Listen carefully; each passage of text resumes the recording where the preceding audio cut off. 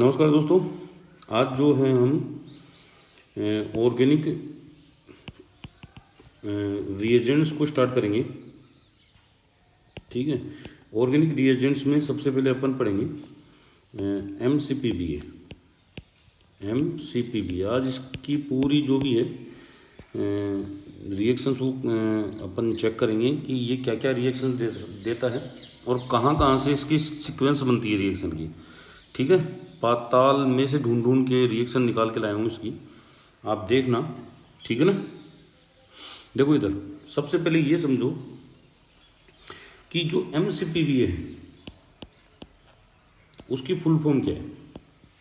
इसका नाम है मेटा क्लोरो पर बेंजोइक एसिड। क्या नाम है इसका? मेटा क्लोरो पर बेंजोइक एसिड। अच्छा, मेटा क्लोरो पर बेंजोइक एसिड है, इसका मतलब ये हो गया कि यहाँ पे तो Cl लगा हुआ है और यहाँ पे ये पर एसिडिक ग्रुप लगा हुआ है। ठीक है, और ये जो होता है ध्यान रखना, वो होता है type of परऑक्सी carboxylic acid. परऑक्सी carboxylic acid होता है एक प्रकार का। ठीक है, या इसको अपन परऑक्सी एसिड भी बोलते हैं। परऑक्सी एसिड पर एसिड के नाम से भी जानते हैं। ठीक है, मीटिंग जो होगी उसके बारे में अपन कम से कम इसके बारे में तो जानेंगे है क्या। ठीक है कि नहीं है। अब सुनना, जो पर एसिड होता है, चाहे कोई सा भी पर एसिड ले लो आप XYZ, उसमें ये जो ऑक्सीजन होती है, ये वाली ऑक्सीजन जो H से जुड़ी हुई है, ठीक है कि नहीं है, ये इलेक्ट्रोफिलिक ऑक्सीजन है। कौन सी है? Electrophilic oxygen. इलेक्ट्रोफिलिक ऑक्सीजन है। क्यों है इलेक्ट्रोफिलिक ऑक्सीजन? क्योंकि जो ल्यूमो होता है इसका, ल्यूमो ऑफ है ना पर एसिड, वो है सिग्मा एंटी बॉन्डिंग ऑर्बिटल। ठीक है, किसका? Of weak oxygen bond. खास बात ये होती है इसके अंदर जो है सिग्मा एंटी बॉन्डिंग ऑर्बिटल होता है, जहां पे ये इजीली इलेक्ट्रॉन डेंसिटी को गेन कर सकता है। ठीक है कि नहीं है। और देखो, यदि मान लीजिए कि इस पर एसिड के ऊपर अपने न्यूक्लियोफाइल अटैक कर रहा है, ये न्यूक्लियोफाइल अटैक कर रहा है भाई, ध्यान रखना। तो न्यूक्लियोफाइल अटैक करेगा तो आपको पता है कि यहाँ से ग्रुप जो निकलेगा वो निकलेगा RCOO-, और ये जो है गुड लिविंग होता है, गुड लिविंग ग्रुप होता है। कौन सा होता है? गुड लिविंग ग्रुप होता है। पता है आपको OAC group good leaving group होता है। ठीक है नहीं है। तो यहाँ पे आपका क्या बनेगा? न्यूक्लियोफाइल जो है OH के साथ अटैच हो जाएगा। क्लियर है। दूसरी चीज आपको ध्यान रखना है कि कार्बोक्सिलिक एसिड की एसिडिक स्ट्रेंथ पर एसिड से हमेशा ज़्यादा होती है, चाहे वो कोई सा भी पर एसिड लिया हो आप। इस कंसेप्ट को भी ध्यान में रखना है अपना आपको कि जो पर एसिड होते हैं वो लेस एसिडिक होते हैं। कैसे होते हैं बेटा? Less acidic. किससे? कार्बोक्सिलिक एसिड से। क्लियर है। अब हमें दूसरी चीज ये जाननी है कि ये जो होते हैं ना पर एसिड्स आर, वो कहलाते हैं half ester of H2O2। H2O2 का हाफ एस्टर कहलाता है। क्या कहलाता है बेटा? H2O2 का हाफ एस्टर। क्लियर है। हाँ, ये थोड़ा सा ध्यान रखना, इसका हाफ एस्टर कहलाता है H2O2 का। क्लियर है। और अगर मान लो कि अपन को पर एसिड बनाना है तो पर एसिड बनाने के लिए हम क्या करते हैं? एनहाइड्राइड लेते हैं। क्या लेते हैं बेटा? एनहाइड्राइड। और एनहाइड्राइड की रिएक्शन अपन करवाते हैं H2O2 से। कहीं से करवाते हैं? H2O2 से। तो जिसमें एक साइड तो आपका एसिड फ्री होता है, ठीक है, और दूसरी साइड जो फ्री होता है वो पर एसिड फ्री होता है। यहाँ पे R लगा लेना। दूसरी साइड जो फ्री होता है वो कौन सा होता है? आपका पर एसिड होगा, ऐसे। ठीक है, क्योंकि एक्चुअल में जो है, आप कैसे भी तोड़ लो इसको, मैं ऐसे तोड़ रहा हूँ, ये इस प्रकार से क्लीवेज होगा ये बॉन्ड। ठीक है, तो इस वाला पोर्शन तो एसिड और इधर वाला क्या बनाएगा? आपका पर एसिड बनाएगा। ठीक है, तो हमें सबसे पहले ये जाननी है कि अपने पास कितने टाइप के पर एसिड होते हैं। ठीक है कि नहीं? तो एग्जाम्पल्स ऑफ पर एसिड कर लेते हैं अपन। एग्जाम्पल ऑफ पर एसिड, सबसे पहले तो आपने पढ़ाई है MCPBA, ठीक है, मेटा क्लोरो परबेंजोइक एसिड। सबसे ज़्यादा काम में आता है क्योंकि चीप है, बहुत ज़्यादा सस्ता है ये, ठीक है कि नहीं। नेक्स्ट जो होता है वो PBA परबेंजोइक एसिड, क्या है बेटा, ये वाला परबेंजोइक एसिड है, ठीक है। और भी होते हैं जैसे पर एसिटिक एसिड, पर एसिटिक एसिड, ठीक है कि नहीं है। ट्राई फ्लूरो पर एसिटिक एसिड, टप्पा। कई बार क्या होता है यही लिखे हुए आ जाते हैं, ठीक है कि नहीं है। PB आ जाता है, पा आ जाता है, टप्पा आ जाता है। तो ये है ट्राई फ्लूरो, ठीक है। आप इसका डाई फ्लूरो फॉर्मेट भी ले सकते हो, देखो CF2HCOOH, ये इसका डाई फ्लूरो फॉर्मेट है, वो भी देख सकते हो आप। ऐसे ही आपका क्या हो जाएगा, क्लोरो हो जाएगा, ट्राई क्लोरो पर एसिटिक एसिड, ये भी ठीक है, बढ़िया है। ट्राई क्लोरो पर एसिटिक एसिड यानी कि CCl3 यहाँ पे लग गया, ठीक है। एक और है आपका जो MCPBA की तरह ही होता है, यहाँ पे फ्लोरो ऑर्थो डाई फ्लोरो पर बेंजोइक एसिड होता है, ये भी काफ़ी काम का है। तो इन सबको अपन को कंसिडर करना है, खासकर MCPBA की रिएक्शन पढ़ेंगे, और किसी की जो पर्टिकुलर है इन दोनों की एक स्पेसिफाई रिएक्शन है वो भी कंसिडर अपन करेंगे। क्लियर है। देखो MCPBA के जो 6 फंक्शन हैं वो सबसे इम्पोर्टेंट है, बाकी के छोटे मोटे फंक्शन हैं वो अपन देखते रहेंगे। पहला है इपोक्सीडेशन ऑफ एल्कीन, एल्कीन का इपोक्सीडेशन करेगा, ठीक है नहीं है। और इसको आप जो सिक्वेंशियल रिएक्शन है वो डाइओल फॉर्मेशन से जोड़ सकते हो, ठीक है। दूसरा है बेयर विलीगर ऑक्सीडेशन, ठीक है, जिसमें क्या होता है एल्डिहाइड कीटोन एसिड और एस्टर में कन्वर्ट होते हैं। नेक्स्ट है इपोक्सीडेशन ऑफ एलीन, एलीन का इपोक्सीडेशन होगा। इसकी कॉन्जुगेटिव रिएक्शन जो है साइक्लोप्रोपेनोन का फॉर्मेशन होगा, ठीक है। और फिर जो है oxidation of 3 degree amine N oxide बनाएगा। और आपको अच्छी तरह पता है कि एन ऑक्साइड में कौन सा एलिमिनेशन पाया जाता है, कोप एलिमिनेशन पाया जाता है। नेक्स्ट है oxidation of sulphur compound, sulphone sulphoxide बनाएगा। नेक्स्ट जो है वो है oxidation of enol slain compound, ठीक है। ये 6 मोटी मोटी रिएक्शन है। अपन पहले छोटी छोटी रिएक्शन से स्टार्ट करेंगे, ये 2 बड़ी हैं, इनको अपन लास्ट में डिस्कस करेंगे, ठीक है ना। पहले छोटी छोटी रिएक्शन अपन कंप्लीट कर लेते हैं। क्लियर है। देखिए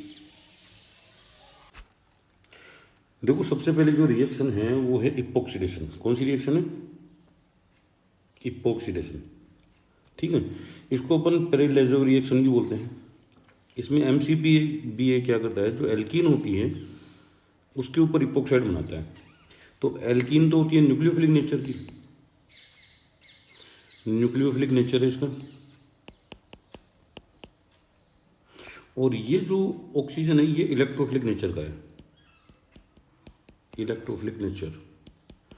तो एक्चुअल में ये जो रिएक्शन है ये इलेक्ट्रोफिलिक एडिशन रिएक्शन है, एक प्रकार से। क्या है, इलेक्ट्रोफिलिक एडिशन रिएक्शन, ठीक है। अगर किसी को पता नहीं है कि कौन इलेक्ट्रोफाइल हो सकता है, कौन न्यूक्लियोफाइल नहीं हो सकता, कौन न्यूक्लियोफाइल हो सकता है, इसके लिए मैंने GOC में वीडियो बनाया हुआ है कि आप इलेक्ट्रोफाइल न्यूक्लियोफाइल को कैसे पहचानेंगे, तो आप देख लेना, ठीक है नहीं है। उसका मैं लिंक डिस्क्रिप्शन बॉक्स में दे दूंगा, वहाँ से जाके देख लेना, ठीक है। और दूसरी चीज़ मैंने आपको बताया था कि इलेक्ट्रोफिलिक नेचर क्यों होता है, क्योंकि यहाँ पे जो ऑक्सीजन ऑक्सीजन वीक बॉन्ड है उसका जो सिग्मा एंटी बॉन्डिंग ऑर्बिटल है वो वैकेंट होता है, ठीक है। ये यहाँ पे रिप्रेजेंट किया हुआ है। अभी इसकी मैकेनिज्म देखेंगे, है ना। तो इसका तो होमोगाम में आएगा एल्कीन का, तो और इसका ल्यूमोगाम में आएगा। ये इंट्रैक्शन होगा, बॉन्डिंग इंट्रैक्शन, और रिजल्ट क्या देगा आपको, इपोक्साइड देगा, ठीक है। देखो मैकेनिज्म देखते हैं इसकी। मैकेनिज्म में क्या है कि जैसे मान लीजिए कि ये अपने पास एल्कीन है, क्लियर है, और ये अपना ऑक्सीजन है, ठीक है, इपोक्साइड का, और ये दूसरा ऑक्सीजन है, और ये आपका कार्बन डबल बॉन्ड O और R, इस प्रकार से है, ठीक है। अब होगा क्या, होगा कि ये बॉन्ड जो है यहाँ पे बॉन्डिंग के लिए आएंगे और ये यहाँ पे बॉन्डिंग के लिए जाएंगे, ठीक है। इस प्रकार क्या होगा, बॉन्ड टूटने व जुड़ने की प्रक्रिया एक साथ होगी। क्या होगी और क्या बनेगा, सीधा सीधा मैं आपको बता दूं कि इस प्रकार की बटरफ्लाई ट्रांजिशन स्टेट बनती है। कौन सी बनती है, ये बटरफ्लाई ट्रांजिशन स्टेट बनती है, ठीक है नहीं। तो ऐसी रिएक्शन जहाँ पे बंद टूटने व जुड़ने की प्रक्रिया एक साथ होती है, उन रिएक्शन में कंसर्टेड मैकेनिज्म फॉलो होती है। कौन सी फॉलो होती है? Concerted mechanism. यहाँ पे क्या होता है? Bond forming, bond breaking steps take place simultaneously, यानी बंद टूटने व जुड़ने की जो प्रक्रिया होती है वो एक साथ एक पद में ही हो जाती है। ठीक है नहीं है? इस कारण से जो है ये स्टीरियो स्पेसिफिक होती है। क्या होती है बेटा? Stereo specific. कोई आपको बोले ज़्यादातर जो कंसंट्रेट मैकेनिज्म के थ्रू होती है ना, वो सारी स्टीरियो स्पेसिफिक होती है। इसका मतलब क्या होता है? सिस अगर सबस्ट्रेट है तो वो प्रोडक्ट भी सिस ही बनाएगा। क्या बनाएगा? और अगर ट्रांस प्रोडक्ट है, ट्रांस सबस्ट्रेट है, तो वो ट्रांस ही प्रोडक्ट बनाएगा। ये होती है। ठीक है नहीं है? तो ये जो ट्रांजिशन स्टेट बनती है ये कंसंट्रेट मैकेनिज्म में ही बनती है। आपको बता दिया क्या होता है। ठीक है नहीं है? अब इसकी अपन कुछ रिएक्शंस देखेंगे। देखो क्या क्या है। जैसे आप देख रहे हो ये ट्रांस स्टिल्विन है, तो ये प्रोडक्ट जो है ट्रांस स्टिल्विन ऑक्साइड बन रहा है। यहाँ पे स्टीरियो सेंटर बन गया है, हालांकि वो चेक कर लेना स्टीरियो सेंटर जो बनेंगे। ठीक है। अब ये सिस है तो ये जो बन रहा है वो भी सिस ही बन रहा है। दिख रहा है कि नहीं दिख रहा? सिस से सिस, ट्रांस से ट्रांस बन रहा है। इसी प्रकार आप यहाँ से देख सकते हो। देखो स्टीरियो केमिस्ट्री किसी की भी चेंज नहीं होगी, चेक कर लेना आराम से, ऑक्साइड बन रही है। ठीक है। दूसरी चीज ध्यान रखना, यहाँ पे दो चीजें आती हैं कि रिएक्टिविटी। ठीक है। रिएक्टिविटी ऑफ पर acid increases by electron withdrawing group. जो इलेक्ट्रॉन खींचने वाले समूह होते हैं, इलेक्ट्रॉन अट्रैक्ट करने वाले ग्रुप होते हैं, उनके द्वारा क्या होती है आपकी रिएक्टिविटी। जैसे ये होता है कि इसके ऊपर तीन तीन लगे हुए हैं ना, तो इसकी रिएक्टिविटी जो होती है MCPBA से ज़्यादा होती है। लेकिन MCPBA ज़्यादातर क्यों यूज में लेते हैं वो मैंने बता दिया था आपको कि MCPBA कॉमर्शियली रेडियली अवेलेबल है, बहुत सस्ता है। ठीक है नहीं है? और दूसरी चीज़ अपन बात करेंगे रिएक्टिविटी ऑफ एल्कीन की।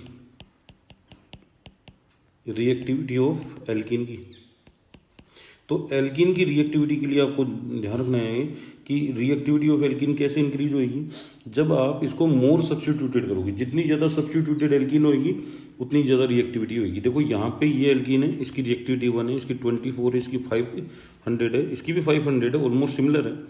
इसकी देखो कितनी हो गई और इसकी देखो कितनी है, 6500 से ज़्यादा है। इसका मतलब जैसे जैसे आप ये भी कह सकते हो reactivity is proportional to stability of alkene. Stability of alkene, alkene. या ये भी कह सकते हो कि इलेक्ट्रॉन रिलीजिंग ग्रुप जब इंक्रीज होंगे तो रिएक्टिविटी भी इंक्रीज होगी। अगर मान लीजिए कि दो आपके एल्कीन हैं और 1 इक्विवेलेंट आपको दिया हुआ है, तो आपको उस एल्कीन पर पहले इपोक्सिडेशन करवाना है जो इलेक्ट्रॉनिकली रिच हो। ठीक है नहीं है? Electronically rich, electronically rich alkene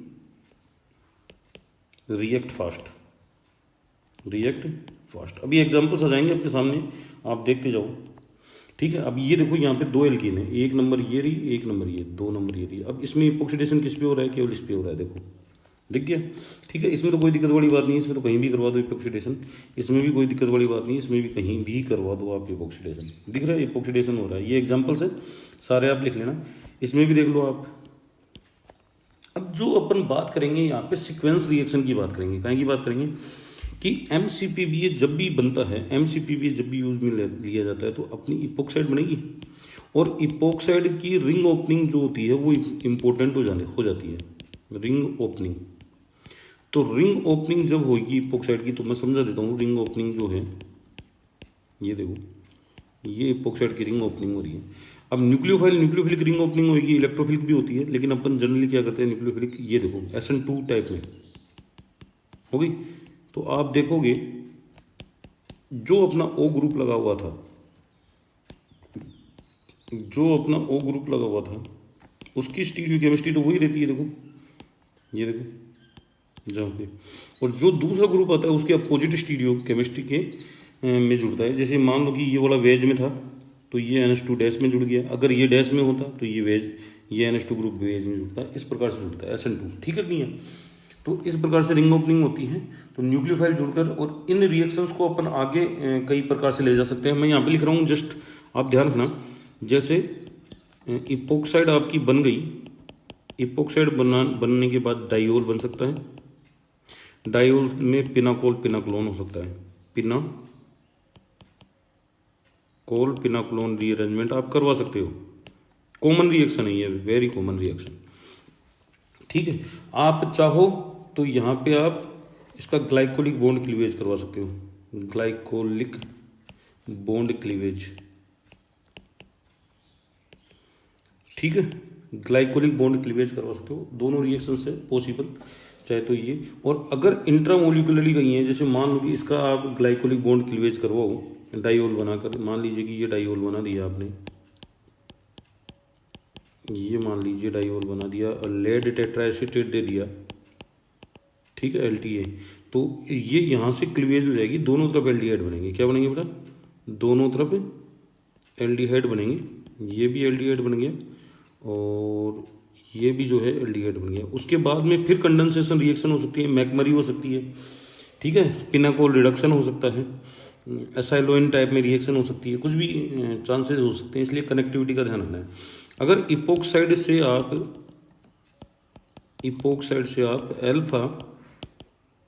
alpha amino alcohol बना रहे हो, एल्कोहल, बीटा अमीनो एल्कोहल, ठीक है, ये बीटा ही है। देखो ये पोजीशन अल्फा, ये बीटा, तो बीटा अमीनो एल्कोहल है। तो बीटा अमीनो एल्कोहल में जो है आपको अच्छी तरह पता है कि कौन सी वोगनर मिलवाइन हो सकती है आपकी। नहीं, वोगनर मिलवाइन का बोलोगे आप सेमी पिनाकोल बोल सकते हो इसको, सेमी पिनाकोलोन या पिनाकोल रीअरेंजमेंट रिएक्शन हो सकती है, ठीक है नहीं है। इंपॉर्टेंट है ये दोनों की दोनों, इसलिए इनको ध्यान रखना है, ठीक है बेटा। अब आगे देखिए आप, नेक्स्ट देखोगे आप कि MCPB है, वही चीज सिस से सिस बन रहा है। मैं यहाँ पे एग्जांपल्स बताते हुए चल रहा हूँ आपको। अब एक सीक्वेंस रिएक्शन ये है इंपॉर्टेंट कि आपको MCPB दिया, MCPB ने यहाँ पे इपोक्सीडेशन किया, ठीक है। उसके बाद कोई भी बेस की कंडीशन दे दे तो आपको पता है साइनाइड के पास में जो प्रेजेंट H है वो ज़्यादा एसिडिक होती है, तो ये प्रोटोन लेके जाएगी, तो यहाँ पे नेगेटिव चार्ज आएगा, तो ये डिलोकलाइज होकर इस फॉर्मेट में आ जाएगा, इस फॉर्मेट में। और ये इंट्रामोलिकुलरली आपकी क्या हो गई, SN2 रिएक्शन हो गई, जिसमें इपोक्साइड रिंग ओपनिंग खुलकर और 4 मेंबर रिंग बना देगा, ठीक है नहीं है कोई दिक्कत। और 4 मेंबर रिंग बनाकर आपका क्या होगा, फिर वाटर दोगे आप। वाटर देने के बाद जो हाइड्रोलाइसिस होने वाली चीज़ है वो हाइड्रोलाइसिस हो जाएगी। जैसे यहाँ पे जो बेस लिया था वो लिया था एल्किल लिथियम लिया था RLI, तो ये लिथियम जुड़ गया था नेगेटिव चार्ज के रूप में, नेगेटिव चार्ज को काउंटर करने के लिए, ठीक है नहीं है। तो ये यहाँ पे भी लिथियम जुड़ा हुआ है, फिर इसको हाइड्रोलाइसिस से अपन हटा सकते हैं। इस प्रकार से अपन इसको देख सकते हैं। देखो नेक्स्ट देखना, ये कोई अपना सबस्ट्रेट है, ढंग से समझो, इससे 2 रिएक्शंस जा रही है। आप देखो पहली रिएक्शन MCPB है, ठीक है। अब एक्चुअल में ये डैश पे क्यों जुड़ा है, इसके पीछे जो है हैंड-बेस्ट इफेक्ट लागू होता है। अभी मैं समझाऊंगा हैंड-बेस्ट क्या होता है। हैंड-बेस्ट इफेक्ट लागू होता है अगर कभी भी कोई भी इपोक्साइड बने और उसके ऊपर ग्रुप है, ध्यान रखना OH को छोड़कर कोई सा भी ग्रुप हो, ठीक है, तो उनकी जो स्टीरियोकेमिस्ट्री होगी उसके अपोजिट जुड़ेगी। क्यों जुड़ेगी वो अभी हैंड-बेस्ट इफेक्ट में समझाऊंगा आपको, ठीक है। यहाँ पे भी देखो NBS जो है पहले ब्रोमिनेशन करवाएगा और साइक्लिक ब्रोमिनियम आयन बनाएगा। ऐसे ये बना दिया साइक्लिक ब्रोमिनियम आयन, बना दिया साइक्लिक ब्रोमिनियम आयन, देखो आराम से, ये टर्सब्यूटाइल ग्रुप है, ठीक है। उसके बाद जो NaOH है वो किधर से भी अटैक करवा दो आप। देखो NaOH माइनस है, ये एंटी पेरिप्लेनर अटैक करेगा, मान लीजिए कि इस साइड से अटैक करेगा क्योंकि इस साइड स्टेरिक हिंड्रेंस आ जाएगा, तो ये वेज पे गया OH, ठीक है। और ये क्या है आपका डैश पर Br चला गया। आपके ग्रुप लगे हुए हैं जहाँ पे लगे हुए हैं, मेरे को कोई मतलब नहीं है। उसके बाद क्या होगा, वो NaOH है, यहाँ से प्रोटॉन लेके जाएगा, यहाँ पे नेगेटिव चार्ज ये यहाँ पे अटैक करेगा, ठीक है। और क्या बन जाएगी आपकी इपोक्साइड। तो कई बार क्या होती है कि स्टीरियोकेमिस्ट्री भी बहुत ज़्यादा इन्वॉल्व होती है, इसलिए थोड़ा सा आइडिया होना चाहिए, ठीक है, स्टीरियोकेमिस्ट्री का। हैंड-बेस्ट क्या है वो अभी देखेंगे अपन। देखो इधर यहाँ पे MCPB जो है वो एक रिएजेंट है जो एक्सो एंडो दोनों तरफ से अप्रोच कर सकता है। लेकिन अगर सिंपल रिंग है जैसे ये वाली रिंग है, ठीक है, तो यहाँ पे कैविटी रिपल्सन इंपॉर्टेंट होता है। कैविटी रिपल्सन इंपॉर्टेंट है। इस रिपल्सन के चक्रों में एमसीपीबी जो है एक्जो साइड से अटैक करेगा। देखो एक्जो साइड से अटैक कर रहा है और एक्जो प्रोडक्ट बना रहा है, एक्जो प्रोडक्ट बना रहा है, दिख रहा है आपको, बिल्कुल सिंपल है। जबकि क्या होता है, जब अपन क्या करेंगे, यहाँ पे स्टेरिक हिंड्रेंस लगा देंगे तो ये किधर से अप्रोच करेगा, एंडो अप्रोच करेगा। ये यहाँ से नहीं आ सकता क्योंकि स्टेरिक रिपल्सन हो रहा है इसके बीच में, तो ये एंडो अप्रोच करेगा और एंडो अप्रोच करने की वजह से यहाँ पे एंडो प्रोडक्ट बन रहा है। कौन सा बन रहा है, एंडो प्रोडक्ट। कोई डाउट? चलो नेक्स्ट देखिए, सेम वही है रिएक्शन। यहाँ पे देखोगे आप, छोटे ग्रुप है, छोटे ग्रुप की तरफ से आपका क्या जुड़ गया, OH ग्रुप जुड़ गया, बिल्कुल सिंपल है एकदम। नेक्स्ट जो है इसमें देखो आप ज़्यादा रिएक्शन नहीं देखनी, अपनी काम की देखनी है, यही जहाँ पे MCPB अपने यूज में आ रहा है, ठीक है। यही चीज़ छोटा ग्रुप है, देखो वेज पर है तो वेज साइड से जुड़ गया, ये भी देखो H की साइड से जुड़ा है, ठीक है। इसमें देखो आप, इसमें क्या है, ये वाला है तो इसको अपन क्या कर सकते हैं, ऐसे लिख सकते हैं। तो ये कोई ऐसा तो ग्रुप है नहीं, मैंने क्या कहा था, OH ग्रुप हैंड-बेस्ट इफेक्ट लगाएगा, ठीक है। बाकी का हैंड-बेस्ट इफेक्ट यहाँ पे नहीं लगेगा, इसलिए ये जो स्टीरियो केमिस्ट्री होती है उसके अपोजिट ये स्टीरियो केमिस्ट्री में जुड़ जाएगा। क्लियर है? इसका ध्यान रखना थोड़ा सा इस रिपल्सन को मिनिमम करने के लिए, ठीक है। इसी प्रकार OAC का ग्रुप आ जाए, मान लो कि ये वेज पे है तो ये डैश पे जुड़ गया, अगर ये डैश पे होता तो ये वेज पे जुड़ जाता, ठीक है। इसको अपन ऐसे समझेंगे कि जो अपना पर एसिड है वो अप्रोच कहाँ करेगा, less hindered face of ring. तो अगर जब भी 6 मेंबर की क्वेश्चन आए, ध्यान रखना, जब कभी भी 6 मेंबर की क्वेश्चन आए तो आपको जरूरी है चेयर फॉर्म का बनाना। क्वेश्चन जो बनेंगे वो चेयर फॉर्म में ही बनेंगे, ध्यान रखना। क्वेश्चन जो होंगे, क्योंकि चेयर फॉर्म नहीं बना पाओगे तो क्वेश्चन गलत हो जाएंगे। तो मैंने इसकी चेयर फॉर्म बनाई तो मेरे को ऐसे लगा, ये इक्वेटोरियल पे है बल्कि ग्रुप, ठीक है। तो बल्कि ग्रुप इक्वेटोरियल है तो ये अपोजिट साइड से इसके ऊपर अटैक कर जाएगा। तो अगर ये वेज पे है तो ये डैश पे लगेगा, और ये डैश पे है तो ये वेज पे लगेगा, उल्टा करेगा मांगा। जबकि देखो इधर OH ग्रुप आता है ना, OH ग्रुप, तो ये सेम स्टीरियो केमिस्ट्री का प्रोडक्ट बन रहा है। क्यों बन रहा है? क्योंकि देखो ये इक्वेटोरियल है, वही चीज़ अभी अपन ने बताई थी, तो ये इधर से अप्रोच करेगा किसके लिए, हाइड्रोजन बॉन्डिंग के लिए। क्योंकि एक्स्ट्रा बॉन्डिंग जो होती है, एक्स्ट्रा इंट्रैक्शन जो होता है वो पोटेंशियल एनर्जी को रिलीज करता है। अब देखो हैंड-बेस्ट इफेक्ट क्या है, समझना है इसको। There is useful stereochemical effect in epoxidation of certain allylic alcohol which also sometime seen for alkenes for more remote hydroxyl group. देख लो इधर hydroxyl group called Henbest effect.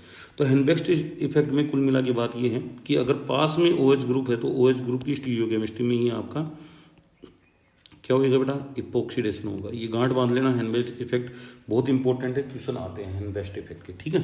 Next देखिए, ये वही कंसेप्ट आ गया, यहाँ पे हैंड-बेस्ट नहीं लग रहा, यहाँ पे हैंड-बेस्ट लग रहा है, देखो क्लियर है, दिख रहा है, ये दोनों की स्टीरियोकेमिस्ट्री, और यहाँ पे इसकी स्टीरियोकेमिस्ट्री और इसकी स्टीरियोकेमिस्ट्री क्या है, मेजर प्रोडक्ट इसी टाइप का बनेगा, ठीक है। सेम क्वेश्चन है ये भी, हैंड-बेस्ट नहीं लग रहा है इसमें, देखिए आप, ठीक है। ये वो है जेड से सिन बनेगा, और यहाँ पे जो जेड है, यहाँ पे ये जेड थोड़ी है, ये ई है, ई से क्या बन रहा है आपका, एंटी बन रहा है, क्लियर है, ठीक है। सेम कंसेप्ट यहाँ पे लगेगा इपोक्सीडेशन वाले में, बिल्कुल समझ में आएगा, देख लेना आराम से कि आपकी दो जो ये कंपाउंड है आपका, इसका MCPBA से आप इपोक्सीडेशन करवाना चाह रहे हो तो आपकी दो फेस बन गई, एक फेस तो ये रही और एक फेस ये रही, ठीक है नहीं। अब मेजर माइनर कौन सा होगा वो देख लो आप, ये डैश पे है ना और ये वेज पे है, और कैसा ग्रुप है, अपोजिट ग्रुप है, OH है नहीं, इसलिए क्या हुआ 95% से ज़्यादा बनेगा ये वाला, ठीक है। ये माइनर बनेगा यानी 5% के आसपास बनेगा, ये कोई मतलब नहीं है इसका। इसको यहाँ एक्सप्लेन किया गया है, आप केवल और केवल स्क्रीनशॉट लेकर इसको समझने की कोशिश करना। अगर नहीं समझ में आया तो मेरे को कमेंट बॉक्स में जाके बताना कि क्या है ये पूरा का पूरा। यहाँ पे भी यही समझाया हुआ है, ठीक है, यहाँ पे भी यही समझाया हुआ है कि मेजर क्यों बनता है, ठीक है। अब देखो इस वाले में ये मेजर क्यों बना, ये वाला मेजर क्यों बना, क्योंकि ये क्या है, हैंड-बेस्ट लग रहा है यहाँ पे, और इसे हैंड-बेस्ट को इस प्रकार से समझाया हुआ है कि यहाँ पे क्या हो गया आपका, हाइड्रोजन बॉन्डिंग हो गई, क्लियर है, ठीक है। अब ये देखो MCPBA क्या करता है, सिन एडिशन करता है, क्या करता है, सिन एडिशन। पीछे चर्चा हुई थी इसकी कि आप SN2 अटैक करवाएंगे तो वो एंटी डाइवोल बनेगा, और एंटी डाइवोल का क्लीवेज आप देख सकते हो सकता है।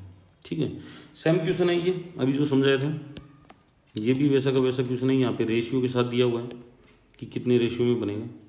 ठीक है, और सेम क्वेश्चन ये है, ये वेज पे हम मान लीजिए, तो ये जो इपोक्सिडेशन हुआ है वो भी वेज पे हुआ है। ठीक है, या अगर इससे नहीं दे हो तो इससे दे दो। अगर ये डैश पे है तो ये कहाँ जाएगा, वेज पे जाएगा। क्लियर है।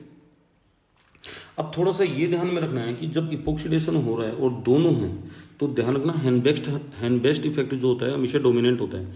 क्या होता है, हैंड बेस्ट हमेशा डोमिनेंट होता है। इसलिए जो भी स्टीरियोकेमिस्ट्री आएगी वो हैंड बेस्ट के हिसाब से आएगी। ठीक है, अब देखो इधर से होने वाला अटैक तो क्या कहलाएगा, एक्सियल अटैक, और इधर से होने वाला क्या कहलाएगा, इक्वेटोरियल अटैक। जब भी ऐसी गुंजाइश हो तो आपको ध्यान रखना कि जो MCPB होता है वो स्मॉल रिएजेंट की कैटेगरी में आता है, और स्मॉल रिएजेंट हमेशा और हमेशा किधर से अटैक करता है, एक्सियल से अटैक करेगा, और जो लार्ज होता है वो इक्वेटोरियल से करता है। अगर मान लो कि यहाँ पे कोई ये है और MCPB का आप अटैक करवा रहे हो, ठीक है, और यहाँ पे मैं ग्रुप लगा दूं, ठीक है, यहाँ पे ग्रुप लगा दिया। अब ये MCPB की इधर से अटैक करेगा, ये इधर से अटैक करेगा, यानी कि इस टाइप का प्रोडक्ट मेजर बनेगा आपका। क्यों, क्योंकि यहाँ पे 1,3 डाइएक्सियल इंटरेक्शन को रोकने के लिए क्या करेगा, वो इक्वेटोरियल साइड से अटैक करवाएगा। दूसरी चीज, अगर मान लीजिए कि आपके पास ऐसी एल्कीन आ रही है, देखो ये वाली, ठीक है, तो आप थोड़ा सा ध्यान रखें कि MCPBA जो है, MCPBA वो किधर से अटैक करेगा, वो इधर से अटैक करेगा। जब रिंग पर कुछ भी नहीं हो तो हमेशा एक्सियल साइड से अटैक करेगा। तो आपकी जो इपोक साइड है वो कुछ ऐसी बनेगी। ठीक है, ये तो एक्सियल पोर्शन आ गया और ये इक्वेटोरियल बॉन्ड आ गया, एक्सियल इक्वेटोरियल। ठीक है, तो ये इक्वेटोरियल है। स्टीरियोकेमिस्ट्री पता होनी चाहिए अपन को, फिर इसको अपन इस फॉर्मेट में अरेंज कर सकते हैं कि क्या स्टीरियोकेमिस्ट्री रहेगी। क्लियर है। मान लो कि टर्शी ब्यूटाइल ग्रुप को यहाँ लगा दिया। अब ये देखो 1,4 जो एक्सियल इक्वेटोरियल होता है, 1 2 3 4 1 3 1,4 एक्सियल इक्वेटोरियल कैसा होता है बेटा, 1,4 एक्सियल इक्वेटोरियल होता है हमेशा सिस। क्या होता है, सिस होता है। तो उसकी जैसी स्टीरियोकेमिस्ट्री आएगी सेम ऐसे की ऐसी, थोड़ा ध्यान रखना। क्लियर है। तो ये एक्सियल इक्वेटोरियल अटैक की बात थी। ठीक है, अब देखो आप समझना कि जो MCPB के अदर यूज है वो क्या है। MCPB जो होता है वो डिवाइस ऑक्सीरिडीन बनाने के काम में आता है। ये डिवाइस ऑक्सीरिडीन है, ठीक है नहीं। तो इस कंपाउंड से अपन क्या करेंगे, यहाँ पे इपोक्सिडेशन कर देंगे। देखो इधर आप, यहाँ पे इपोक्सिडेशन हो जाएगा और ये क्या बन जाएगा, कंपाउंड बन जाएगा। तो इसका थोड़ा सा ध्यान रखना। ये जो कंपाउंड होता है ये जस्ट लाइक MCPBA ही ट्रीट होता है, MCPBA की तरह ही काम करता है। ठीक है, अब आगे देखिए MCPB का अब और फंक्शन अपन जानने की कोशिश करते हैं। देखो ये रूबोटम ऑक्सीडेशन है। आजकल नेट में इसी टाइप के क्वेश्चन आ रहे हैं, इसलिए थोड़ा सा ध्यान रखना। नेट और गेट में इसी टाइप के क्वेश्चन आते हैं। ये क्या करता है, ये करता है अल्फा हाइड्रोक्सिलेशन करता है। किसका, इनोल सिलेन का। अब ये तो इनोल होता ही है अपना, ये इनोल होता है, इनोल OH H होता है। यहाँ पे H की जगह अगर यहाँ पे सिलिकॉन ग्रुप लग जाए तो इसको कहते हैं इनोल सिलेन। ठीक है, इस इनोल सिलेन पर अल्फा हाइड्रोक्सी, तो ये वाला अल्फा पोजीशन कहलाता है। तो ये क्या करता है बेटा, ये कीटो फॉर्म में तो जाना ही जाना है इसको, और ये अल्फा हाइड्रोक्सी भी जनरेट करता है। सेम फिनोमिना है इस एल्कीन पर, वैसे ही रिएक्शन होगी जैसे अदर एल्कीन पे होती है, वो ही बटरफ्लाई ट्रांजिशन स्टेट बनेगी, वैसा का वैसा होगा। लेकिन जो आगे जो है एसिड MCPBA का जो एसिड H+ है वो यहाँ पे आपका जुड़ेगा, प्रोटोनेशन होगा। ठीक है, ये रिंग खुलेगी आपकी, खुलने के बाद एल्कोहल होगा। उसके बाद ये जो दूसरा रिएजेंट है ये बेस, ये इस बॉन्ड को क्लीवेज करवाने में हेल्प करता है, हाइड्रोलाइसिस की तरह काम करता है। ठीक है कि नहीं है। तो इस प्रकार से अपना प्रोडक्ट बन जाता है। तो रो बॉटम ऑक्सीडेशन का थोड़ा ध्यान रखना, आजकल इसी टाइप के क्वेश्चन आ रहे हैं इसके, रो बॉटम के। ठीक है, नेक्स्ट देखिए आप, नेक्स्ट जो है ये एलीन है। आपको बताया था कि एलीन के MCPBA से हम क्या बना सकते हैं, साइक्लोप्रोपेनोन जो है वो बना सकते हैं। कैसे बनाएंगे, MCPBA जो है जनरली एक तरफ इपोक्सिडेशन कर देगा, जिस साइड करना है, किसी भी साइड करवा लो कोई फर्क नहीं पड़ता। ये 100 डिग्री सेंटीग्रेड दिया है, इससे बॉन्ड क्लीवेज होगा। देखो ये बॉन्ड क्लीवेज हो रहा है, इस बॉन्ड क्लीवेज होने से यहाँ पे पॉजिटिव आया है, यहाँ पे नेगेटिव आया है। ठीक है कि नहीं है। अब ये जो कंपाउंड है, ये नेगेटिव चार्ज आ गया आपका। इस नेगेटिव चार्ज को कवर करने के लिए क्या करेगा बेटा, ये यहाँ से बॉन्ड बनाएगा। देखो इधर ये यहाँ से बॉन्ड बनाएगा। इसको अलग अलग तरीके से देख लेते हैं अपन। ये इलेक्ट्रॉन यहाँ पे और ये इलेक्ट्रॉन यहाँ पे, तो यहाँ पे सीधा सीधा क्या बन जाएगा, इपोक्सीडेशन हो जाएगा आपका। और टर्शियरी ब्यूटाइल ग्रुप जैसे लगे हुए थे वैसे लग जाएंगे। देखो यहाँ पे ट्रांस मैनर में लगे हुए थे और यहाँ पे भी ट्रांस मैनर में लगे हुए हैं, इसलिए कोई दिक्कत वाली बात नहीं है। क्लियर है? एक रिएक्शन ये भी ध्यान रखेंगे। और देखिए नाइट्रोन बनाने का काम करता है, मैंने बताया था 3 डिग्री जो एल्कीन 3 डिग्री एमीन होती है, जैसे पिरिडीन है, ठीक है। अगर MCPB ये दोगे इसको तो ये क्या करेगा, एन ऑक्साइड बनाएगा। क्या बनाएगा? एन ऑक्साइड बनाएगा। क्लियर? इसको आप ऐसे भी लिख सकते हो, आप इसको ऐसे भी लिख सकते हो, इसको आप ऐसे भी लिख सकते हो, पॉजिटिव ऑक्सीजन नेगेटिव, ठीक है। और कोई भी 3 डिग्री पकड़ लेना, XYZ कोई सी भी 3 डिग्री पकड़ लेना, R ग्रुप लगा हुआ है। अगर MCPB ये दे दिया आपने तो ये यहाँ पे क्या बनेगा बेटा, एन ऑक्साइड बनाएगा। और एन ऑक्साइड में जो है 2 प्रकार की रिएक्शन होती है। पहली तो रिएक्शन होती है कोप एलिमिनेशन, अभी करेंगे बात कोप एलिमिनेशन की, और दूसरी होती है 1,3 डाइपोलर साइक्लोएडिशन। लेकिन जरूरी ये है कि 1,3 डाइपोलर साइक्लोएडिशन के लिए या तो एरो के ऊपर इन दे या फिर इंट्रामोलिकुलरली इन है, तो यहाँ पे इंट्रामोलिकुलरली इन होकर 1,3 डाइपोलर साइक्लोएडिशन से ये वाला प्रोडक्ट बन रहा है। अब कोप एलिमिनेशन की बात कर लेते हैं। देखो कोप एलिमिनेशन में क्या होता है, कोप एलिमिनेशन क्या होता है बेटा, सुनना ढंग से, कि मान लीजिए कि आपने ये जो है ऑक्साइड बना दिया, ठीक है, पॉजिटिव चार्ज है। अब एक्चुअल में होता क्या है, इसकी जो बीटा पोजीशन है, अल्फा और बीटा का जो हाइड्रोजन होता है वो अपने आप में एसिडिक होता है। क्या होता है, क्योंकि ये पॉजिटिव चार्ज के जस्ट पास में। तो होना क्या है, ये जो ऑक्सीजन है ये इस हाइड्रोजन के लिए क्लेम करेगी। जब क्लेम करेगी तो ये हाइड्रोजन यहाँ से हट जाएगा, हट गया। हाइड्रोजन हटेगा तो H+ के रूप में हटा है, तो ये नेगेटिव चार्ज जो है ऑक्सीजन से हटकर कहाँ आ गया आपका, ये तो OH में कन्वर्ट हो गया, ठीक है। ऑक्सीजन से हटकर किधर आ गया, कार्बन पे आ गया।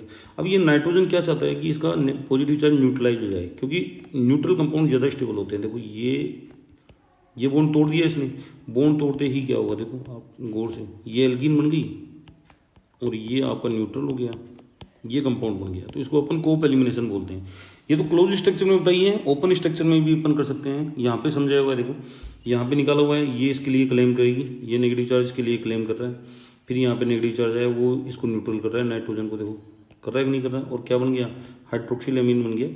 कोई दिक्कत? हाँ, तो ये थोड़ा सा ध्यान में रखना है आपको कि MCPB जब भी अपन देंगे तब 3 डिग्री एमीन का ये क्या बनाता है, नाइट्रोन्स बनाता है। क्या बनाता है, नाइट्रोन्स बनाता है या एन ऑक्साइड बनाता है।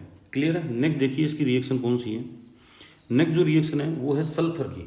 अब थोड़ा सा ध्यान रखना, पहले अपन इसको छोड़ते हैं, इसको देखते हैं कि जब भी ये सल्फाइड आए और MCPB आपको देखने को मिले तो ये सल्फोक्साइड बनाएगा पहले, और दूसरे इक्विवेलेंट पे ये सल्फोन बनाता है, ठीक है कि नहीं है। एक रिएक्शन देखी हुई है आपने पेरीसाइक्लिक वाली, ये देखो ये क्या है, थायोफिन है। थायोफिन की अगर MCPB से अपन रिएक्शन करवाते हैं तो ये क्या बनाता है, सल्फोक्साइड। ये देखो सल्फोक्साइड बना दिया। और जैसे ही दूसरा MCPB इसको अपन देंगे तो ये सल्फोन बनाता है। क्या बनाता है, सल्फोन। और उसके बाद में ये साइक्लोएडिशन रिएक्शन में एंटर करते हैं। डील सेल्डर मान लो, ठीक है कि नहीं। अब जैसे ये है MCPB है, देखो सल्फोक्साइड बना रहा है नहीं बना रहा। उसी प्रकार से जब MCPB आएगा तो ये क्या बनाएगा, सल्फोक्साइड बनाएगा, यानी कि यहाँ पे डबल बॉन्ड O लग जाएगा। क्लियर है? अब डबल बॉन्ड O है तो सल्फर और ऑक्सीजन बॉन्ड की पोलरिटी होगी, तो ये इलेक्ट्रॉन इधर जाएंगे, नेगेटिव चार्ज आएगा, ये पॉजिटिव है। अगर इसकी अल्फा पोजीशन पर कोई भी, देखो आराम से समझना, इसके जस्ट नियर बाई ये अल्फा पोजीशन आ गई इसकी एल्कीन की, और ये सल्फर इसी पे जुड़ा हुआ है, तो नियर बाई अगर है तो ये क्या करेगा, ये रीअरेंजमेंट हो जाएगा। ये नेगेटिव चार्ज यहाँ आएगा, ये इलेक्ट्रॉन इधर जाएंगे और ये सल्फर बॉन्ड टूटकर आपका जो है बाहर निकल जाएगा। क्लियर है? और यहाँ पे कौन सा ग्रुप देके जाएगा आपको, OH ग्रुप देके जाएगा। क्लियर है?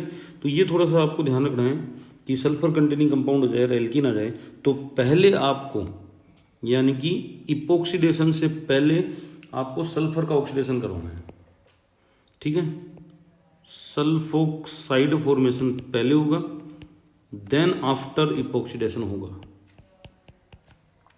इपोक्सीडेशन पहले नहीं होता, यानी कि सल्फोक्साइड फॉर्मेशन की रेट इपोक्सीडेशन से ज़्यादा होती है। अभी और भी एग्जांपल्स आएंगे, उनमें समझने को देखने को मिलेगा आपको। देखो इधर आप ठीक है। अब इसकी कहानी आप मत समझिए, इसकी कोई लेना देना नहीं है। वैसे बता देता हूँ, ये एलडीए है, बेस है, बल्कि बेस है, यहाँ से प्रोटॉन लेके जाएगा, यहाँ टेक होगा, और ये सल्फर यहाँ पे जुड़ जाएगा सल्फाइड के रूप में। अब जब MCP भी दिए रहे तो दो चांसेस है यहाँ पे, एक तो आपका है सल्फोक्साइड बनाने के लिए, ठीक है, और एक है आपका बेयर विलीगर ऑक्सीडेशन के लिए, बेयर विलीगर ऑक्सीडेशन के लिए। तो ये दिमाग में फिट रखना कि सल्फोक्साइड फॉर्मेशन और कोई भी रिएक्शन हो उससे कहीं तेज होने वाली रिएक्शन है, तो बेयर विलीगर ऑक्सीडेशन से भी पहले होती है, इसलिए यहाँ पे क्या बन रहा है, ये सल्फोक्साइड, ठीक है। इसी प्रकार MCP भी देखो यहाँ पे सल्फोक्साइड सल्फोन बना देगा आपका, ठीक है कि नहीं है, क्योंकि हमने क्या कर रखा है, हाँ 80 से 98% तक प्रोडक्ट बनता है, क्लियर है, ये थोड़ा सा ध्यान रखना आप। नेक्स्ट देखते हैं अपन फ्लेमिंग कोमाडो ऑक्सीडेशन, आपने नाम सुना होगा, उसमें भी ये काम में आता है, इंपॉर्टेंट रिएक्शन है, इसको देखना है एक बार आप। देखो एक्चुअल में क्या है, सबसे पहले अपने पास क्या है HX क्या करेगा, सिलिकॉन के ऊपर जाके जुड़ेगा, कहीं के ऊपर जाके जुड़ेगा, सिलिकॉन के ऊपर जाके जुड़ेगा, तो सिलिकॉन के ऊपर जाके जुड़ेगा ऐसे, सिलिकॉन जो है नीचे है, RR ग्रुप लगे हुए हैं, और यहाँ पे हेलोजन आके जुड़ जाएगा, 2 मिथाइल जो ग्रुप हैं आपके लगे हुए हैं, ठीक है, 2 मिथाइल ग्रुप लगे हुए हैं, ठीक है, और एक पीएच ग्रुप लगा हुआ है, जो पीएच ग्रुप एलिमिनेट हो जाता है वो इप्सो सब्स्टिट्यूशन कहलाता है। क्या कहलाता है, इप्सो सब्स्टिट्यूशन, यहाँ पे निकल रही है, मैकेनिज्म दिखा दूंगा मैं। उसके बाद क्या है कि आपने क्या दिया है, पर एसिड दिया हुआ है, तो पर एसिड क्या करेगा, पर एसिड इस हेलोजन को बाहर निकालेगा और इस सल्फर के ऊपर जुड़ेगा। कैसे जुड़ेगा, देखो आराम से, ये देखिए, ये तो गई आपकी नॉर्मल रिएक्शन, देखो नॉर्मल रिएक्शन है ये, देखो यहाँ पे तो ये जैसे ही H+ आया आपका, H+ आया, इप्सो सब्स्टिट्यूशन हो गया आपका हेलोजेंस, क्योंकि ये आप HCl या HBr या HI कुछ भी ले रहे हो आप, उसके बाद ये पर एसिड ने टेक किया, ये प्रोडक्ट बन गया, ये वाला प्रोडक्ट HX निकल जाएगा आपका बाहर।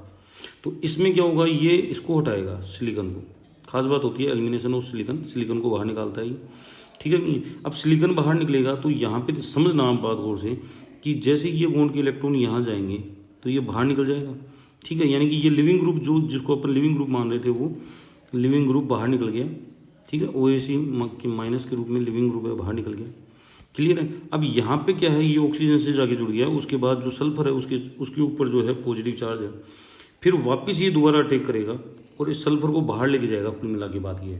और लास्ट में जब हाइड्रोलाइसिस अपन करवाएंगे तो अपना जो प्रोडक्ट बनेगा वो रिटेंशन के साथ एल्कोहल बनेगा। तो आपको केवल एक ही चीज़ ध्यान रखनी है, वो क्या है कि जब कभी भी सिलिकॉन कंपाउंड आए और ये 3 सीरीज दी हुई है आपको, तो यहाँ पे रिटेंशन के साथ एल्कोहल बना के आना है। इस रिएक्शन को अपन क्या बोलते हैं बेटा, इस रिएक्शन को अपन बोलते हैं फ्लेमिंग कोमाडो ऑक्सीडेशन, ठीक है। तो इसको देख लेना एक बार आप, इसको आप देख लेना, मैं यहाँ पे छोटा करके आपको दिखा रहा हूँ पूरी रिएक्शन, स्क्रीनशॉट ले लेना इसका, ठीक है। ये रिएक्शन इतनी है, और छोटी कर देता हूँ, कितने में समझ में आ जाएगा आपको पूरी मैकेनिज्म, ठीक है कि नहीं है। चलो अब जो बचता है अपने पास एकमात्र रिएक्शन बचती है, वो बचती है बेयर विलीगर ऑक्सीडेशन। क्या बनती है, बेयर विलीगर ऑक्सीडेशन। अब देखते हैं बेयर विलीगर ऑक्सीडेशन क्या है। देखिए बेयर विलीगर ऑक्सीडेशन जो है वो एक ऑक्सी इंसर्शन रिएक्शन है। कौन सी रिएक्शन है, oxy insertion reaction, oxy insertion reaction, ठीक है। और इसमें बेसिकली जो है वो रीअरेंजमेंट होता है। क्या होता है, रीअरेंजमेंट अगर, तो इसको बेयर विलीगर रीअरेंजमेंट भी बोलते हैं अपन। रीअरेंजमेंट का होगा carbon two electron deficient oxygen पे होगा। क्या होगा, इलेक्ट्रॉन डेफिशिएंट ऑक्सीजन पर एक ग्रुप लगा हुआ होगा, वो ग्रुप उठकर इलेक्ट्रॉन डेफिशिएंट ऑक्सीजन पर माइग्रेट करेगा, ठीक है नहीं है। अब ये थोड़ा सा ध्यान रखना है कि ये जो माइग्रेशन है, अभी चर्चा करेंगे अपन कि ये माइग्रेशन की नेचर क्या होगी, पहले अपन समझ लेते हैं, ठीक है। तो बेयर विलीगर ऑक्सीडेशन की यूटिलिटी बेसिकली 3 जगह होती है। पहला एस्टर फॉर्मेशन में, एस्टर बनाने के काम में। दूसरा लेक्टोन बनाने के काम में, लेक्टोन, साइक्लिक एस्टर लेक्टोन कहलाते हैं, ये लेक्टोन ही बना हुआ है, ध्यान रखना क्या बना हुआ है, लेक्टोन। और जो साइक्लिक एमाइड होते हैं वो लेक्टम कहलाते हैं, थोड़ा सा ध्यान रखना। तीसरा जो है वो है एनहाइड्राइड बनाने के काम में आते हैं, एनहाइड्राइड बनते हैं आसानी से। और चौथा है रेयरली आपका एसिड बन सकता है, क्लियर है, कोई दिक्कत, इजी है एकदम। तो ये थोड़ा सा ध्यान रखना है आपको। तो बेयर विलीगर जो है वो जस्ट लाइक मतलब जैसे CH2N2 का इंसर्शन होता है ना इसमें, ठीक है, CH2 का इंसर्शन होता है, वैसे रिएक्शन है। इसकी जो मैकेनिज्म बहुत सिंपल है। पहले कुछ बात समझनी है अपन को कि यहाँ पे दो ग्रुप है, R1 और R2। मैंने यहाँ पे बोला है कि migration of group occur from carbon two electron deficient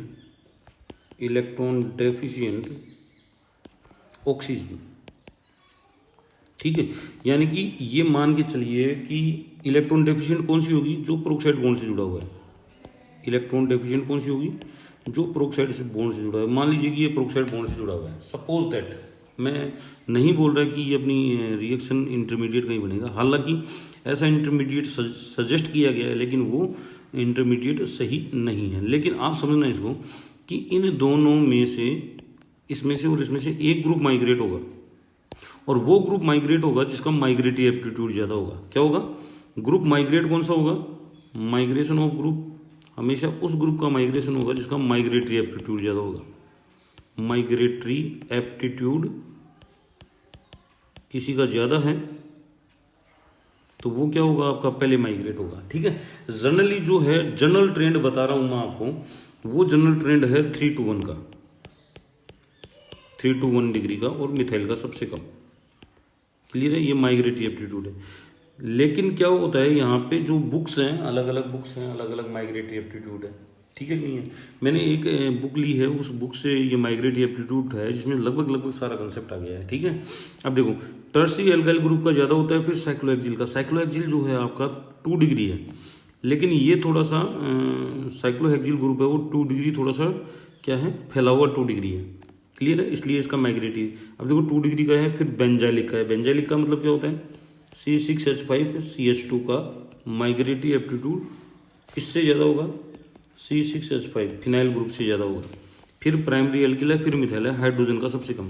लेकिन कई केसेज में क्या है, कुछ बुक्स में हाइड्रोजन का सबसे ज़्यादा बताया हुआ है, ठीक है, क्योंकि रिएक्शन के प्रोडक्ट के हिसाब से माइग्रेटरी एप्टीट्यूड बनता है। ये कोई भगवान ने नहीं बनाया, ये अपन नहीं बनाया, ठीक है कि नहीं है। और अगर सब्स्टिट्यूटेड ग्रुप्स आ जाए, देखो अगर सब्स्टिट्यूटेड ग्रुप आ जाए तो इलेक्ट्रॉन रिलीजिंग अगर लगे हुए हैं तो उनका जो होगा माइग्रेटरी एप्टीट्यूड ज़्यादा होगा, क्योंकि यहाँ से जो इलेक्ट्रॉन जो है अपने इलेक्ट्रॉन उठा के ये माइग्रेट होगा।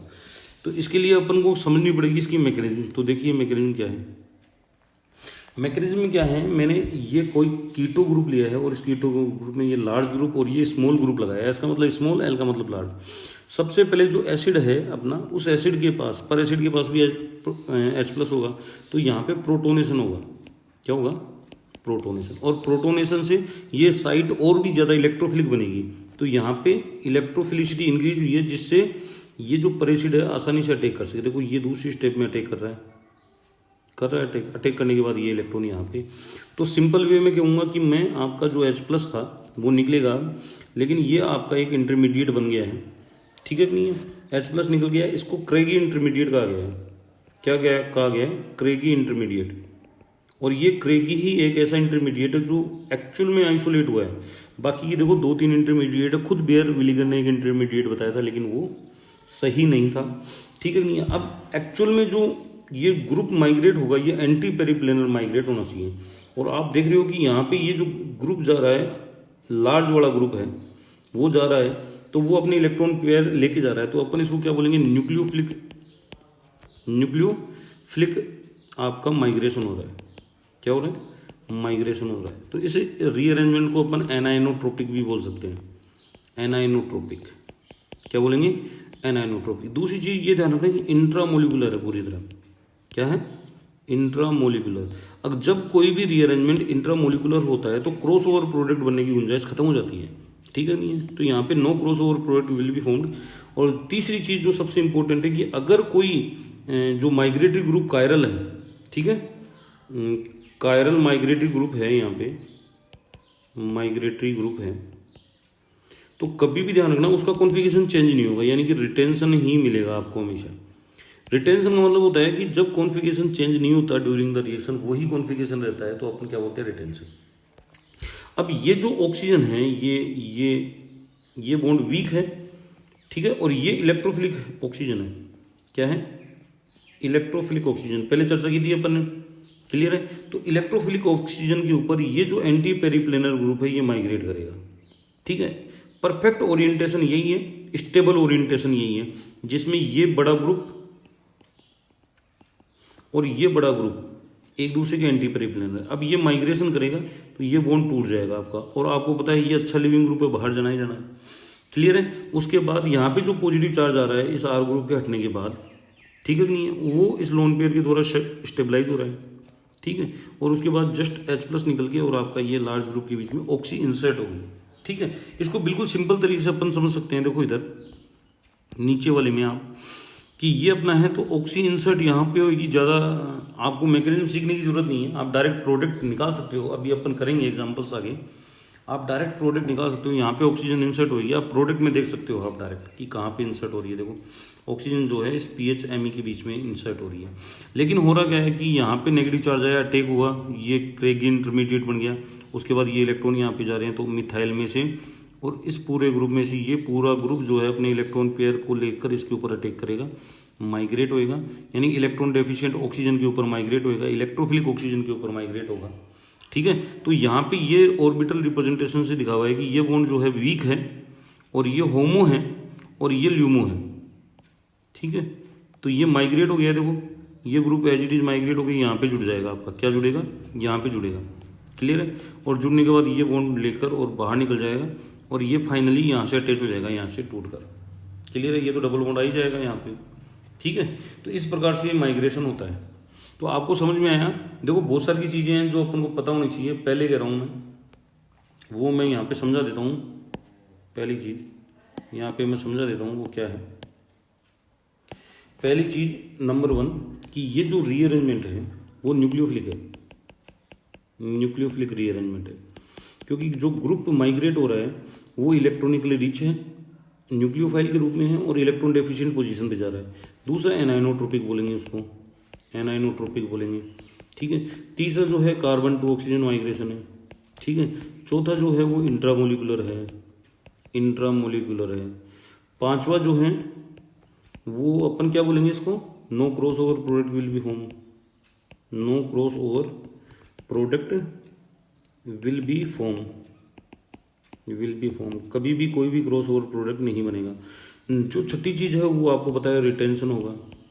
अगर माइग्रेटरी ग्रुप कायरल हैं then retention in complication will be observe. अब देखो आप समझना, ये आपका सबस्ट्रेट है और ये पैरासिड है, ठीक है।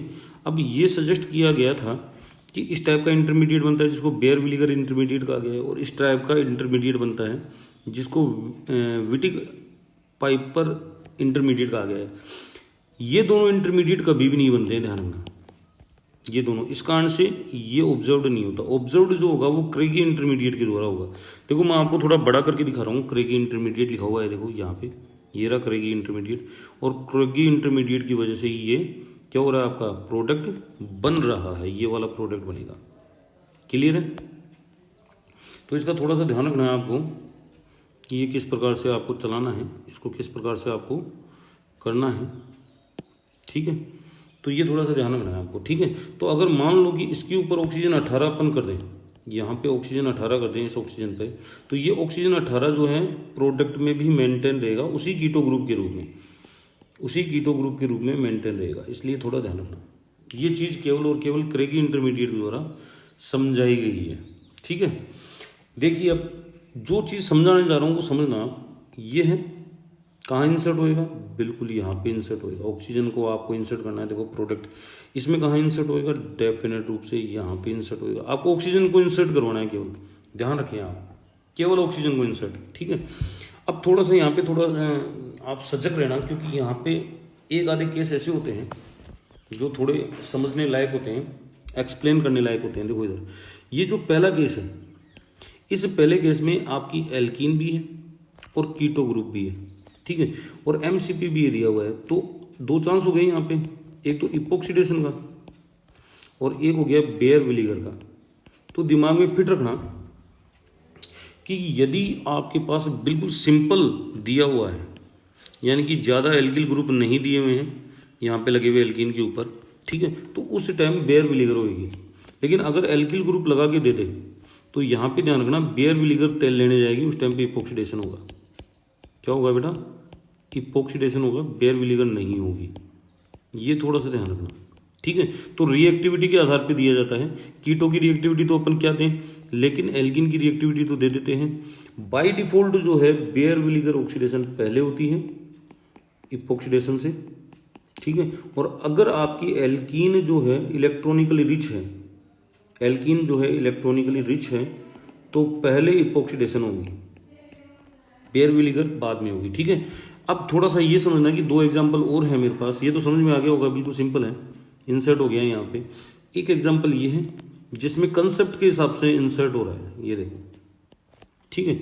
और एक एग्जाम्पल ये है जिसमें कंसेप्ट के हिसाब से क्या नहीं हो रहा है, इंसर्ट नहीं हो रहा है, ये अपोजिट है, ठीक है कि नहीं। और प्रोडक्ट की यील्ड भी 94% है, तो ये एक्सेप्शनल केस है, इसका ध्यान रखना। क्या है? एक्सेप्शनल केस है, इसका थोड़ा सा ध्यान रखना आप, ठीक है कि नहीं है, कोई दिक्कत है। अब यहाँ पे जो एक्सप्लेनेशन देते हैं वो कैविटी रिपल्सन का देते हैं। क्या देते हैं?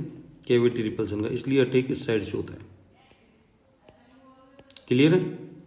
थोड़ा सा ध्यान रखना आप, या अपन इसको और भी अच्छी तरीके से समझ सकते हैं, आप ढंग से समझना, मैं इसकी मैकेनिज्म करके ही बता देता हूँ आपको कि मैकेनिज्म कैसे होगी। देखो मैकेनिज्म समझते हैं इसकी।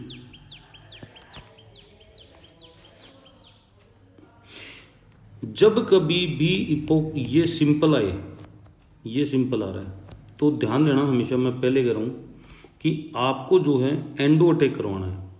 क्या करवाना है? सॉरी, एक्सो अटैक करवाना है। क्या करवाना है? एक्सो अटैक करवाना है।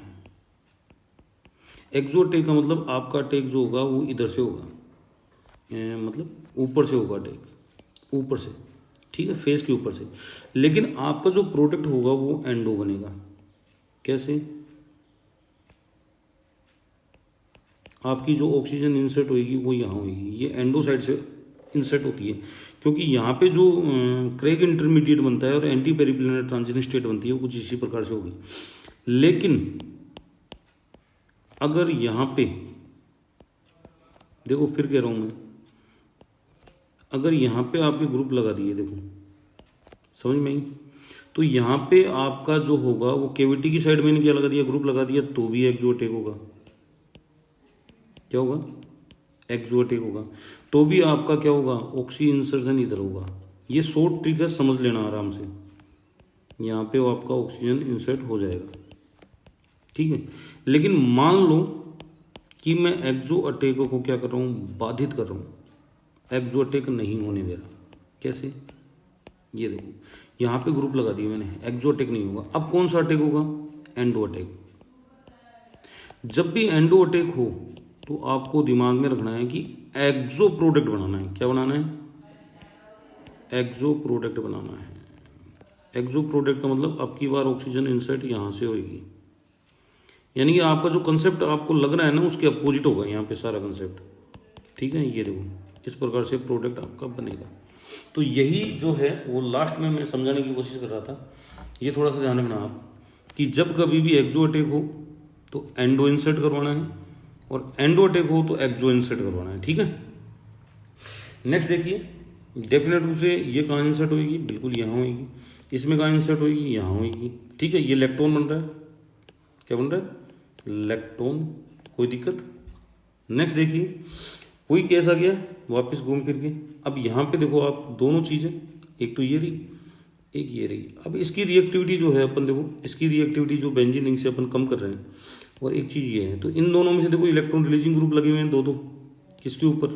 इस एल्कीन के ऊपर। तो पहले इपोक्सीडेशन होगा। क्या होगा? पहले इपोक्सीडेशन होगा। क्लियर है? ये केस भी देख लेना। सेम केस आ गया यहाँ पे भी।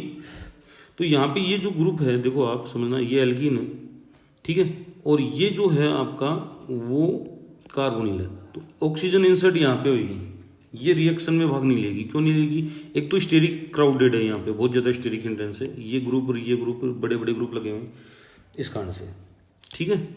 और एक देखिए यहाँ पे होएगा इंसर्शन, क्लियर है, ये देखते हुए चलिए आप, ठीक है। एक रिएक्शन ये भी है, वैसी की वैसी रिएक्शन है, MCPBA जो है क्या करेगा, इस सेलेनियम ग्रुप को हटाकर यहाँ पे डबल बॉन्ड लाएगा, देखो अलग ही दिख रहा है इसमें, क्लियर है। ये सल्फोन सल्फोक्साइड का है ही, सेलिनाइड एलिमिनेशन करवाता है, ठीक है। इसमें देखो आप इधर से इंसर्ट होगी आपकी, ये इपोक्सीडेशन होगा, क्लियर है। इस केस में भी आप देखोगे तो जो सबसे ज़्यादा इलेक्ट्रॉनिक रिच है ये इलेक्ट्रॉन विड्रॉइंग है, ये यहाँ पे स्टेरिक क्राउडनिंग हो गई, तो इजी वे में ये वाला है।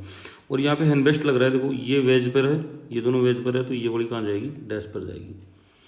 नेक्स्ट देखिए, सिंपल एग्जांपल MCPBA की इपोक्सीडेशन की, समझ में आ रहे होंगे आपको, दिख जाते हैं। ये भी MCPBA, पर ये सीक्वेंस है, पहले सोडियम बोरोहाइड्रेट ने इसका रिडक्शन किया है, एल्कोहल बनाए, एल्कोहल बना के हैंडबेस्ट लगाए, यहाँ पे क्या लगाए, हैंडबेस्ट लगाए, हैंडबेस्ट के आधार पर, ये मैंने समझा ही दिया था आपको पहले, ठीक है। ये कुछ क्वेश्चन है प्रैक्टिस के, पहला क्वेश्चन, दूसरा क्वेश्चन, तीसरा क्वेश्चन, टोटल 21 क्वेश्चन है, उनके आप आंसर देना, नहीं तो मैं अगले वीडियो में इनको एक्सप्लेन करूंगा, ठीक है। देख लीजिए आप, ये वाला है, 3 क्वेश्चन ये रहे, ठीक है। ये क्वेश्चन है, इस 10th वाले क्वेश्चन की आपकी मैकेनिज्म समझानी है कि हुआ कैसे होगा, ये क्लियर है। उसके बाद 4 क्वेश्चन यहाँ पे ये है, ठीक है, 4 क्वेश्चन ये है, थोड़ा सा ढंग से करना है क्वेश्चनों को दिमाग लगाकर, ठीक है। कहाँ पे इपोक्सीडेशन हो रहा है, कहाँ पे वेयर विलीगर हो रहा है, ये 3 क्वेश्चन आपके आगे 15, 16 और 17 दिमाग लगा के करने हैं, इनके आंसर बताने हैं मेरे को, ठीक है। और ये वाला वो है जो क्या बनेगा बेटा, एनहाइड्राइड बनता है, ये देखो ऑक्सीजन सेट होगी इनके बीच में, ठीक है, इसलिए थोड़ा सा ध्यान रखना। ये वो वाला एग्जांपल है जो एसिड बनेगा, लेकिन मिथाइल और हाइड्रोजन में से ही चेक करोगे आप, हर कोई नहीं बनाएगा। जैसे ये वाला एसिड नहीं बनाता है, ये वाला क्या बनाएगा आपका, वो ही एस्टर बनाएगा, ऑक्सीजन इंसर्ट यहाँ हुई, क्लियर है। ये 21 एग्जाम्पल है, जिसमें 2 एग्जाम्पल मैंने समझा दिए हैं, बाकी के 3 एग्जाम्पल मैंने समझा दिए हैं, बाकी के 18 एग्जाम्पल आपको करने हैं, मेरे को जरूर बताइएगा। तो इसका जो कंक्लूजन है वो कंक्लूजन अपन लिख देते हैं। पहले ध्यान रखना कि आपका ऑक्सीडेशन ऑफ सल्फर होगा, ऑक्सीडेशन ऑफ सल्फर या सल्फाइड, सल्फाइड का ऑक्सीडेशन पहले होगा, फिर जो है बेयर विलीगर होगा, फिर इपोक्सीडेशन होगा। अब इपोक्सीडेशन में भी शर्त है कि अगर इपोक्सीडेशन में जो एल्कीन है, एल्कीन मोर सब्स्टिट्यूटेड हुई, मोर सब्स्टिट्यूटेड हुई, तो पहले इपोक्सीडेशन जो है वो आगे आ जाएगा किससे, बेयर विलीगर से। तो यहाँ पे ये वाला तो चलेगा सेम, इपोक्सीडेशन पहले आ जाएगा, बेयर विलीगर बाद में आएगा। तो ये दिमाग में आपको फिट रखना है थोड़ा सा, क्लियर है। तो ये जो रिएजेंट था ये था आपका MCPBA, और यहाँ पे जितने भी पर एसिड से रिलेटेड जो थे क्वेश्चंस वो अपन ने कर लिए हैं। साथ में अपन ने किया है बेयर विलीगर ऑक्सीडेशन का कंप्लीशन। बेयर विलीगर ऑक्सीडेशन के बारे में बातें ध्यान रखना, ठीक है नहीं है। आज की वीडियो में इतना ही। आई होप ये वीडियो समझ में आया होगा, आपको पसंद आया होगा। पसंद आए तो लाइक कर देना, नहीं आए तो डिसलाइक कर देना, ताकि मेरे को पता तो लगे कि मैं अपने आप में इम्प्रूवमेंट कैसे करूँ। क्लियर है। जो बताइए आज सारी बातें वो ध्यान में रखनी है, दिमाग में धरनी बिल्कुल रखनी है। और जो क्वेश्चंस 18 क्वेश्चन मैंने दिए हैं उनका सॉल्यूशन बताना है। इनका सॉल्यूशन जो नेक्स्ट रिएजेंट का वीडियो आएगा उसमें सबसे पहले मैं ये क्वेश्चन समझाऊंगा आपको, उसके बाद में अपन नेक्स्ट रिएजेंट की तरफ चलेंगे। आज के लिए इतना ही। नमस्कार, धन्यवाद।